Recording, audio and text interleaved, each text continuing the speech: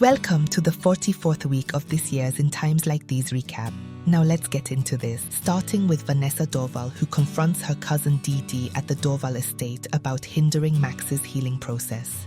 Dee Dee counters, pointing out Max's violent past with JJ and questioning Vanessa's loyalty. Despite Vanessa's plea for peace, Dee Dee insists that Max's trauma makes him dangerous and suggests his removal from their lives. Shelley intervenes, pressing Dee Dee to support rather than hinder Vanessa and Max's recovery. Meanwhile, Max Russo confronts his cousin Alan. Alan taunts Max, provoking an angry altercation. Max's mother Heidi interrupts, diffusing the situation and chastising both. Max remains tight-lipped about his anger, leaving Heidi concerned. Vivian Jones celebrates progress in her Russo jewelers takeover with her lover Pacho Torres, who reflects on family bonds after losing his sister Yulissa. He encourages Vivian to reconnect with her estranged parents, but she remains wary, prioritizing her ambitions. At the Mitchell estate, Udell shocks his wife Wanda by announcing his endorsement of Heidi Russo for DA, revealing his intent to block Owen Grant. Tensions rise as Wanda accuses Udell of obsessing over Owen, while he criticizes her past with him.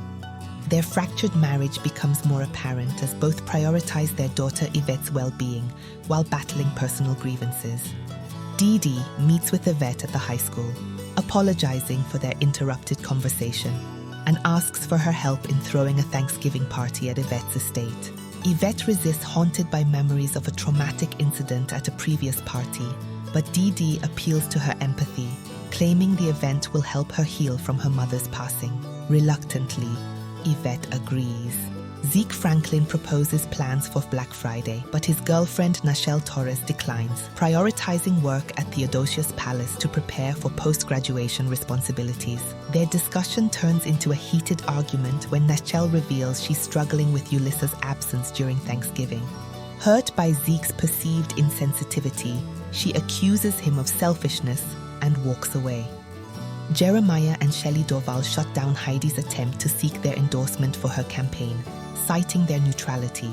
Despite Heidi's insistence that their support could strengthen her position against Pacho's influence, the Dorvals remain firm, dismissing her concerns. Quinlan approaches Commissioner Isaac Pierce to probe Danny Clark's unsolved case. She reveals new information about Danny's living situation before her death, which surprises Isaac.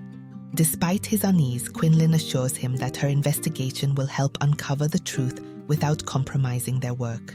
At Theodosius Palace, Pacho asks his sister Nachelle about their mother, Isabel. Meanwhile, Isabel visits Ulissa's grave, expressing how deeply she misses her late daughter and the void her absence creates, especially with another holiday season approaching. Isabel apologizes for not informing her children, and they console her by reflecting on the 15 wonderful years they shared with Yulissa.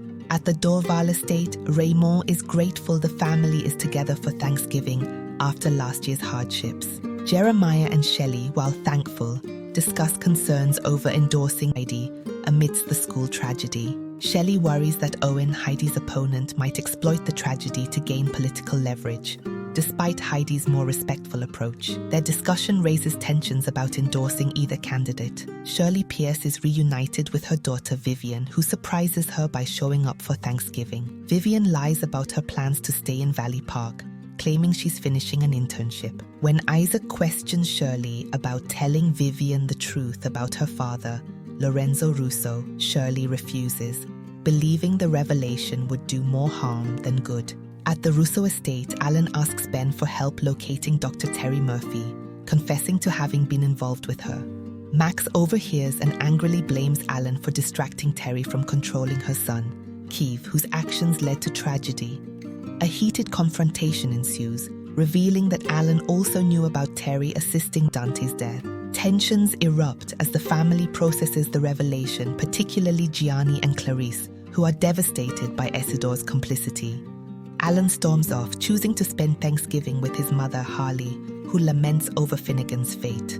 In a shocking twist, Finnegan is revealed to have woken up in an undisclosed location. Clarice confronts her husband, Lorenzo, at the Russo estate about their fractured Thanksgiving, urging him to forgive Isidore and Alan to unite the family. Lorenzo, bitter over past betrayals, dismisses her calls for reconciliation, seeing forgiveness as a sign of weakness. Their tense conversation reveals deep familial wounds and Lorenzo's resistance to stepping down from leading Russo Jewelers. Vivian welcomes Gianni and Heidi, who arrive frustrated after a disastrous Thanksgiving, seeking an alliance. They reveal their concerns about Isidore taking over Russo Jewelers and propose a deal. Vivian asks Heidi to temporarily sign over her and Max's shares, assuring they'll be returned once Gianni becomes CEO. Heidi hesitates, questioning Vivian's trustworthiness and the timeline for securing Isidore's shares. Vivian confidently promises results by year-end, earning Gianni's approval. Heidi agrees, but warns Vivian not to fail, while Vivian vows to exceed expectations. Wanda visits Owen to confront him over being right about her husband Udel's endorsement of Heidi. Distraught, she admits feeling betrayed by Udel. Owen offers comfort, which escalates into a kiss. Though Wanda initially resists, she ultimately succumbs, deepening the complications of their forbidden relationship. At a party hosted by Yvette and Dee Dee at the Mitchell estate, Yvette struggles with trauma from Keeve's past attack. Zeke checks on her, despite her insistence that she's fine. In an emotional exchange, Yvette reveals her pain, and Zeke reassures her, leading to an intimate moment as they kiss and hook up. Can't get enough of the crazy world of In Times Like These? Treat yourself to a binge watch of In Times Like These. Don't forget to like, comment, share, and subscribe. You're not ready for what's to come, but tune in anyways.